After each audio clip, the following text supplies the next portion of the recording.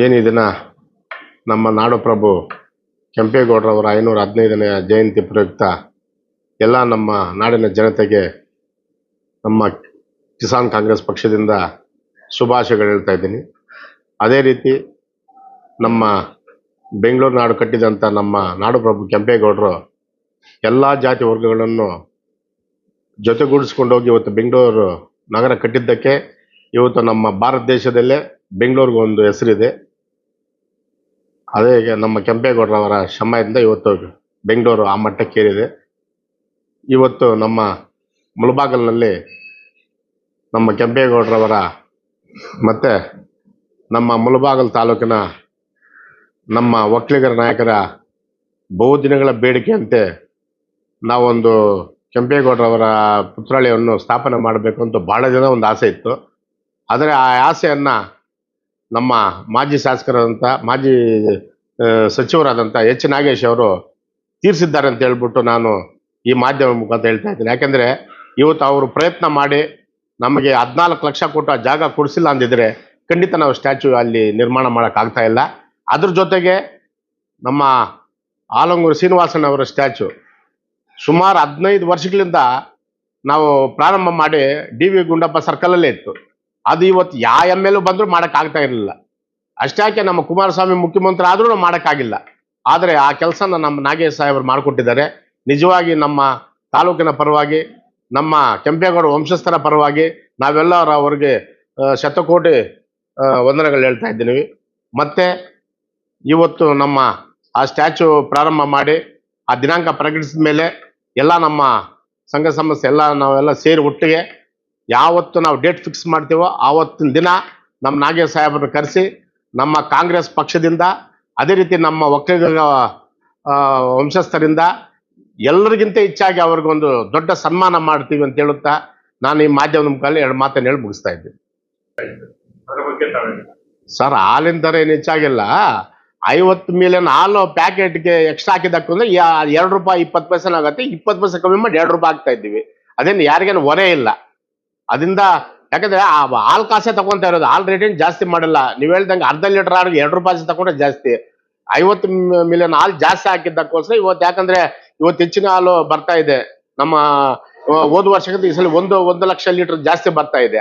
ಆ ಹಾಲನ್ನು ರೈತರು ತಗೊಳ್ಳೋದ್ರೆ ರೈತರು ತೊಂದರೆ ಆಗುತ್ತೆ. ರೈತರು ತೊಂದರೆ ಆಗದಿರಾ ನಾವು ಬರೀ ಹಾಲು ಎಕ್ಸ್ಟ್ರಾ ಕೊಟ್ಟು ₹2 ತಗೊಂತಾ ಇದೀವಿ. ಇದರಲ್ಲಿ ಯಾವುದನ್ನು ಒಂದೇ 1 ಪೈಸೆ ಕೂಡ ಹಾಲ್ ಮೇಲೆ ರೇಟ್ ಜಾಸ್ತಿ ಮಾಡಿಲ್ಲ. ರೈತರಿಗೆ ಪ್ರೋತ್ಸಾಹಧನ ಖಂಡಿತ ನೆಕ್ಸ್ಟ್ ಮಂತ್ ಅಲ್ಲಿ ರೈತರದ್ದು ಎಷ್ಟು 6 ತಿಂಗಳದು 8 ತಿಂಗಳದು ಪ್ರೋತ್ಸಾಹಧನ ಎಷ್ಟಿದೆಯೋ ಅಷ್ಟು ಖಂಡಿತ ನೆಕ್ಸ್ಟ್ ಮಂತ್ ಖಂಡಿತ ಬರುತ್ತೆ. ಈಗ ಪುತ್ಥಳಿಯಲ್ಲಿದೆ, ಒಳ್ಳೆ ಪುತ್ಥಳಿ ಬಗ್ಗೆ ನಿಮ್ಮ ಅನಿಸಿಕೆ ಅಭಿಪ್ರಾಯ ಯಾವ ತರ ಇದೆ ಅದನ್ನ ನೋಡಿದ್ರ? ಸರ್, ಪುತ್ಥಳಿ ನಾನು ನೋಡಿಲ್ಲ, ಇನ್ನ ನಾವು ಇದನ್ನ ಬಿಚ್ಚಿಲ್ಲ. ಬಟ್ ನಾನು ಫೋಟೋ ನೋಡಿದ್ದೀನಿ, ಬಂಬಾಟ್ ಆಗಿದೆ. ಅದು ಚೆನ್ನಾಗಿದೆ. ನಮ್ಮ ಆಲಂಗೂರು ಸೀನಣ್ಣ ಅವರ ಸ್ಟ್ಯಾಚ್ಯೂನು ಈಗ ಬಂದರೂ ಸೂಪರ್ ಆಗಿದೆ. ಇದಕ್ಕೆ ಮುಂಚೆ ಸರಿ ಇಲ್ಲ, ನಾವೆಲ್ಲ ಹೇಳಿದ್ವಿ. ಇವಾಗ ಎರಡೂ ಚೆನ್ನಾಗಿದೆ. ಅದು ಒಂಥರ ನಮ್ಗೊಂಥರ ಇದಲ್ಲ ಸರ್, ನಮ್ಮ ಒಕ್ಕಲಿಗ ನಾಯಕರು ಸೌಂದರ್ಯ ಸರ್ಕಲ್ ಅಲ್ಲಿ ನಿಲ್ಲಿಸಿ ಎಷ್ಟೋ 1000 ಜನ ದಿನ ಮುಳಬಾಲಲ್ಲಿ ಬಂದೋತಾರ. ಅಷ್ಟು ಮಾತ್ರ ಎಲ್ಲಾ ತಾಲೂಕು ನನ್ಗೆ ನಾನು ಒಂದ್ಸರಿ ಬೆಂಗಳೂರು KR ಪುರ ಹೋದ್ರೆ ಸ್ಟ್ಯಾಚ್ಯೂ ನೋಡಿದ್ರೆ ಆನಂದ ಆಗತ್ತೆ. ಎಲ್ಲಾ ಕಡೆನೂ ಇದೆ. ನಮ್ಮ ಮುಳಬಾಗಿಲಲ್ಲೇ ಆ ಸ್ಟ್ಯಾಚ್ಯೂ ಇಲ್ದಿದ್ದು. ನಿಜವಾಗಿ ನಮ್ಮ ಆ ಸ್ಟ್ಯಾಚ್ಯೂಗೆ ಸ್ಥಾಪನೆ ಆಗಿದ್ದ ಬಹಳ ಒಳ್ಳೇದು. ಹೌದಾ, ಖಂಡಿತ ಇಲ್ಲ. ನಮ್ಮ ಜಿಲ್ಲೆ ಕೋಲಾರ ಜಿಲ್ಲೆಯಲ್ಲಿ ಇಷ್ಟು ಚೆನ್ನಾಗಿರೋ ಸ್ಟ್ಯಾಚ್ಯೂ ಇದೇ ಫಸ್ಟ್. ಅದರಿಂದ ನಮ್ಮ ಇದಕ್ಕೆ ಎಲ್ಲಾ ಕೈ ಜೋಡಿಸಿದ ಎಲ್ಲಾ ನಾಯಕರು ಕೂಡ ನಾನು ಶುಭಾಶಯಗಳು ಹೇಳ್ತಾ ಇದ್ದೀನಿ. ಅದೇನು ನಮ್ಮ ಅಧ್ಯಕ್ಷ ಹೇಳಿದಾರೆ, ಒಂದು ಡೇಟ್ ಎಲ್ಲ ಕೂತ್ಕೊಂಡು ಡೇಟ್ ಫಿಕ್ಸ್ ಮಾಡ್ತೀವಿ ಅಂತೇಳಿ. ಆ ಡೇಟ್ ದಿನ ಎಲ್ಲ ಮಾತಾಡ್ತಾರೆ. ಅವತ್ತು ಎಲ್ಲ ನಮ್ಮ ನಾಯಕರೆಲ್ಲ ಬರ್ತಾ ಇದ್ದಾರೆ. ಅವತ್ತು ಡೇಟ್ ಫಿಕ್ಸ್ ಮಾಡಿದಾಗ ನಾವೆಲ್ಲ ಎಲ್ಲ ಕೈ ಜೋಡಿಸಿ ಇದುವರೆಗೂ ಮಾಡದಿರುವಂತ ಅಷ್ಟು ಚೆನ್ನಾಗಿ ಮಾಡ್ಬೇಕು ನಾವು ಎಲ್ಲ ತೀರ್ಮಾನ ಮಾಡಿದ್ದು ಮಾಡ್ತೀವಿ. ಒಂದಾಗಿ ಅಂತ ಹೇಳ್ತೀರಾ? ಹೀಗೆ ಕೆಲವು ಕಾರ್ಯಕ್ರಮಗಳಲ್ಲಿ ಇಲ್ಲ ನೋಡಿ ಸರ್, ನಾವೆಲ್ಲ ಒಕ್ಕಲಿಗರೆಲ್ಲ ಒಂದೇ. ಆ ವಿಚಾರದಲ್ಲಿ ಕೆಂಪೇಗೌಡ ವಿಚಾರದಲ್ಲಿ ಒಕ್ಕಲಿಗರಂತಲ್ಲ, ಒಬ್ಬರಿಗೆ ಸೀಮಿತ ಅಲ್ಲ ಕೆಂಪೇಗೌಡರು. ನಮ್ಮ ಮುಳಬಾಗಿಲು ತಾಲೂಕು ಎಲ್ಲಾ ಸಂಘ ಸಂಸ್ಥೆಗಳು ಸೇರಿಸ್ಕೊಂಡು ಎಲ್ಲಾ ಜನಾಂಗದವರು ಸೇರಿಸ್ಕೊಂಡು ಇದುವರೆಗೂ ಮಾಡದಿರುವಂತ ಒಂದು ದೊಡ್ಡ ಪ್ರೋಗ್ರಾಮ್ ಮಾಡ್ಬೇಕು, ಮಾಡ್ತೀವಿ ಖಂಡಿತ. 2017ರಲ್ಲಿ ಒಂದು ದೊಡ್ಡ ಮಟ್ಟದ ಒಕ್ಕಲಿಗರ ಮೆರವಣಿಗೆ ಅದಕ್ಕಿಂತ ಚೆನ್ನಾಗಿ ಮಾಡ್ಬೇಕು. 365 ಹಳ್ಳಿಗಳಿಂದ 30 ಪಂಚಾಯತಿಗಳಿಂದ ಎಲ್ಲಾ ಒಕ್ಕಲಿಗ ನಾಯಕರನ್ನೆಲ್ಲ ಎಲ್ಲಾ ಜನಾಂಗದವನ್ನು ಜೊತೆ ಹಾಕೊಂಡು ನಾನು ನಮ್ಮ ಒಕ್ಕಲಿಗ ಸಂಘದ ಅಧ್ಯಕ್ಷಗೂ ನಾನು ಮಾತಾಡ್ತೀನಿ. ಎಲ್ಲರೂ ಸೇರಿಸ್ಕೊಂಡು ಒಬ್ಬರನ್ನ ಬಿಡದಿರ ಇದುವರೆಗೂ ಮುಳುಬಾಗಿಲು ಇತಿಹಾಸದಲ್ಲಿ ಅಂತ ಪ್ರೋಗ್ರಾಮ್ ಆಗಿರಬಾರ್ದು, ಆ ರೀತಿ ಮಾಡ್ಬೇಕು ಅಂತೇಳಿ ನಮ್ಮ ಅನಿಸಿಕೆ. ಒಂದೇ ಕಡೆ ಇದು ಇದೆಯಲ್ಲ, ಸರ್ ಅದೇನು ಪ್ರಾಬ್ಲಮ್ ಇಲ್ಲ ಸರ್, ಸುಮ್ಮನೆ ಇವ್ರು ಯಾರೋ ಬೇಕಾಗಿ ಮಾಡೋದು. ಖಂಡಿತ ಎಲ್ಲೋ ಸುಮಾರು ಒಂದು ನಾನು 100 ಕಡೆ ನೋಡಿದ್ದೀನಿ. ಇವಾಗ ಮಹಾತ್ಮ ಗಾಂಧಿ ಇರೋ ಕಡೆ ಸುಭಾಷ್ ಚಂದ್ರ ಬೋಸ್ ಇದ್ದಾರೆ, ಸುಭಾಷ್ ಚಂದ್ರ ಬೋಸ್ ಇರೋ ಕಡೆ ಇಂದಿರಾ ಗಾಂಧಿ ಇದ್ದಾರೆ, ಇಂದಿರಾ ಗಾಂಧಿ ಇರೋ ಕಡೆ ನಮ್ಮ ರಾಜೀವ್ ಗಾಂಧಿ ಇದ್ದಾರೆ. ಇವಾಗ ಕೆಂಪೇಗೌಡ ಇರೋ ಜಾಗದಲ್ಲಿ ಬೇರೆ ಎಷ್ಟು ತೋರಿಸಿ ಉದಾಹರಣೆಗಳು ಬೇಜಾನ್ ಇದೆ. ಅದು ಯಾರೋ ಅವರು ಇವರು ಮಾತಾಡ್ತಾರೆ ಅಷ್ಟೇ, ಏನೂ ಇಲ್ಲ. ಕೆಂಪೇಗೌಡ ಇರೋ ಕಡೆ ನಮ್ಮ ಸೀನಣ್ಣವ್ ಇರ್ಬೋದು, ಯಾಕಂದ್ರೆ ಇವರು ಒಕ್ಕಲಿಗ ನಾಯಕರು, ಅವರು ಒಕ್ಕಲಿಗ ನಾಯಕರು. ಇದರಿಂದ ನಮ್ಮ ತಾಲೂಕಿನ ಜನತೆಗೆ ಏನ್ ತೊಂದರೆ ಇಲ್ಲ.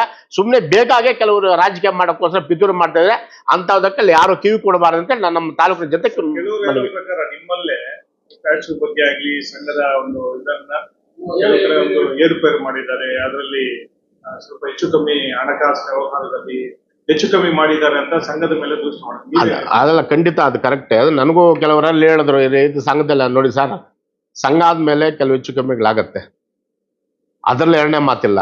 ಆದ್ರೆ ಸಂಘವನ್ನು ಜೊತೆ ಕೂಡಿಸ್ಕೊಂಡು ಹೋಗೋದು ಸಂಘದ ಪದಾಧಿಕಾರಿಗಳ ಜವಾಬ್ದಾರಿ. ಅದೆಲ್ಲರನ್ನು ನಾನು ನೀನು ಅಂತಲ್ಲ, ಒಬ್ಬ ಒಬ್ಬ ಹಳ್ಳಿಯಲ್ಲಿರೋ ಒಬ್ಬ ನಾಯಕರು ಕೂಡ ಜೊತೆಲಿ ಕರ್ಕೋಬೇಕು, ಅದು ಅವ್ರ ಜವಾಬ್ದಾರಿ. ಅವ್ರವರೇ ಒಂದು 10-12 ಜನ ಕೂತ್ಕೊಂಡು ತೀರ್ಮಾನ ತಗೊಂಡ್ರೆ ಅದು ತಪ್ಪೇ. ಅದು ನನಗೂ ಬಂದಿದೆ ಸರ್, ಅಷ್ಟು ತಿಂದು ಅವೆಲ್ಲ ನಾವು ಇವಾಗ ಮಾತಾಡೋದು ಯಾಕೆ? ನಾವ್ ಹೇಳ್ತಾ ಇರೋದು ಅದೆಲ್ಲ ಆಮೇಲೆ. ಈಗ ಸದ್ಯಕ್ಕೆ ಅಲ್ಲಿ ನಮ್ಮ ಕೆಂಪೇಗೌಡರ ಸ್ಟ್ಯಾಚು, ನಮ್ಮ ಆಲಂಗೂರು ಸೀನಣ್ಣವರ ಸ್ಟ್ಯಾಚು ಪ್ರಾರಂಭ ಆದ್ಮೇಲೆ ಆಮೇಲೆ ಕೂತ್ಕೊಂಡು ಮಾತಾಡಿ ಇದ್ರ ಬಗ್ಗೆ. ಅದೇನಿದ್ರೆ ಎದುರುಗದು ಹೇಳಿ, ಸುಮ್ಮನೆ ಅಲ್ಲೊಂದು ಇಲ್ಲೊಂದು ಹೇಳೋದು ಬೇಡ. ಆಲಂಗೂರು ಶ್ರೀನಿವಾಸ್ ಅವರು ಜೆಡಿಎಸ್ ಪಕ್ಷದ ನಾಯಕ, ನೀವು ಕಾಂಗ್ರೆಸ್ ಪಕ್ಷದ ನಾಯಕ, ಹೇಗೆ ಸರ್? ಇದರಲ್ಲಿ JDS ಕಾಂಗ್ರೆಸ್ ಅನ್ನೋದಿಲ್ಲ, ಒಕ್ಕಲಿಗರ ನಾಯಕರು ಒಕ್ಕಲಿಗ ನಾಯಕರು. ಇವಾಗ ಆಲಂಗೂರು ಶ್ರೀನಿವಾಸಣ್ಣವರು JDS ನೀವು ಹೇಳ್ತೀರಾ, ಅವ್ರು ಕಾಂಗ್ರೆಸ್ ಇಂದ JDS ಬಂದಿರೋದೆ. ಅವ್ರು ಮೂಲತಃ ಕಾಂಗ್ರೆಸ್ ಅವರೇ, ಅವ್ರ JDS ಅಲ್ಲ. ಮೂಲತಃ ಇವಾಗ ದೇವೇಗೌಡ ಮೂಲತಃ ಕಾಂಗ್ರೆಸ್ ಅವರೇ, ಇವಾಗ JDS ಪಕ್ಷ ಕಟ್ಟಿದ್ದಾರೆ. ಅದು ಅವ್ರವ್ರ ಅಭಿಪ್ರಾಯ. ಇಲ್ಲಿ ನಮ್ಮ ತಾಲೂಕಲ್ಲಿ ಆಲಂಗೂರು ಶ್ರೀನಿವಾಸನ್ ಅಂದ್ರೆ JDS ಅಲ್ಲ, ಯಾಕಂದ್ರೆ ಎಲ್ಲಾ ಜಾತಿಗಳನ್ನು ಜೊತೆ ಕೂಡಿಸ್ಕೊಂಡು ಹೋಗ್ತಾ ಇದ್ರು. ಇವತ್ತು ಯಾಕೆ ಅವ್ರು ಹೋದಾಗಿಂದ ಇವತ್ತವರೆಗೂ ನಮ್ಮ ಒಕ್ಕಲಿಗರಿಗೆ ಒಳ್ಳೆ ನಾಯಕನೇ ಇಲ್ಲ ನಮ್ಮ ತಾಲೂಕಲ್ಲಿ. ಯಾರಿದ್ದಾರೆ ಹೇಳಿ? ಒಬ್ಬೊಬ್ರು ಒಂದೊಂದು ಮಾತಾಡ್ತಾರೆ, ಅವನ್ನೆಲ್ಲ ಜೊತೆ ಹಾಕೊಂಡ. ನಾವು ನೋಡಿ ಸರ್, ನಾವ್ ಯಾರೇ ಆಗ್ಲಿ ನಮ್ಮಲ್ಲಿ ಪಕ್ಷ ಭೇದ ಇಲ್ಲ. ಇಂಥ ವಿಚಾರದಲ್ಲಿ ನಾವೆಲ್ಲ ಒಂದೇ, ಒಕ್ಕಲಿಗ ನಾಯಕರಲ್ಲಿ ಸೇರಿದಾಗ ಎಲ್ಲ ಒಂದೇ. ಇದರಲ್ಲಿ ಜಾತಿ ಭೇದ ಯಾರು ಮಾಡಬಾರ್ದು, ಮಾಡಕ್ ಹೋಗ್ಲೂಬಾರ್ದು.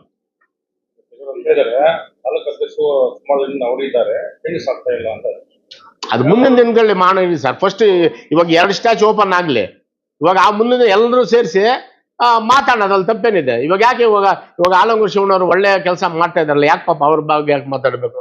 ಅವ್ರು ಅಷ್ಟೋ ಜನರೆಲ್ಲ ಕೂಡ್ಸ್ಕೊಂಡು ಅಷ್ಟು ಮಾತ್ರ ಮಾಡ್ತಾ ಇದಾರಲ್ಲ, ಅದಕ್ಕೆ ನಾವು ಸಂತೋಷ ಬೀಳ್ಬೇಕು, ಅವ್ರಿಗೆ ನಾವು ಜೈ ಅನ್ಬೇಕು. ಅದ್ರಲ್ಲಿ ಎರಡನೇ ಮಾತಿಲ್ಲ. ಆಲಂಗೂರು ಶಿವಣ್ಣ ಬಗ್ಗೆ ಕೆಟ್ಟದಾಗ ಮಾತಾಡೋದು ತಪ್ಪು. ಯಾರೇ ಮಾತಾಡ್ಲಿ ಎಲ್ಲ ಸ್ವಂತಗಳಲ್ಲಿ ಮಾತಾಡೋದಲ್ಲ, ಯಾರೈತಿ ಎದುರುಗಡೆ ಬಂದು ಮಾತಾಡ್ಬೇಕು. ಖಂಡಿತ ನೋಡಿ ಸರ್, ಅವ್ರು ನಮ್ಮ ಪಕ್ಷಕ್ಕೆ ಬರ್ಲಿ ಬರ್ದ ಹೋದ್ರಿ, ನಮ್ಗೆ ಆಲಂಗೂರು ಫ್ಯಾಮಿಲಿಗೆ ನಾವು ಅಂತ ಒಂದು ರೆಸ್ಪೆಕ್ಟ್ ಕೊಡ್ತೀವಿ. ನಾನೇ ಅಂತಲ್ಲ, ಎಲ್ಲರೂ ಅಷ್ಟೇ. ಅದರಿಂದ ನಾವು ಆಲಂಗೂರು ಶ್ರೀನಣ್ಣ ಜೊತೆ ಇವಾಗ ಜನತಾದಳಿದ್ರು ಕೂಡ, ನಾನು ಕಾಂಗ್ರೆಸ್ ಇದ್ದು ಕೂಡ ಅವ್ರ ಮಾತಾಡ್ತಲ್ವ ನಾವೆಲ್ಲ ಒಂದೇ. ಅದ್ರಲ್ಲಿ ಎರಡನೇ ಮಾತಿಲ್ಲ. ಸುಮ್ಮನೆ ಅದನ್ನ ರಾಜಕೀಯ ತರೋದು ಬೇಡ, ಯಾಕಂದ್ರೆ ಒಕ್ಕಲಿಗ ಜನ ರಾಜಕೀಯ ತರೋದು ಬೇಡ. ಫಸ್ಟ್ ಆ 2 ಸ್ಟ್ಯಾಚ್ಯೂ ಓಪನ್ ಆದ್ಮೇಲೆ ನಾವೊಂದು ದೊಡ್ಡ ಪ್ರೋಗ್ರಾಮ್ ಮಾಡಬೇಕು, ಮಾಡಿ ನಮ್ಮ ತಾಲೂಕಲ್ಲಿ ಒಳ್ಳೆ ಮೆಸೇಜ್ ಕೊಡ್ತೀವಿ.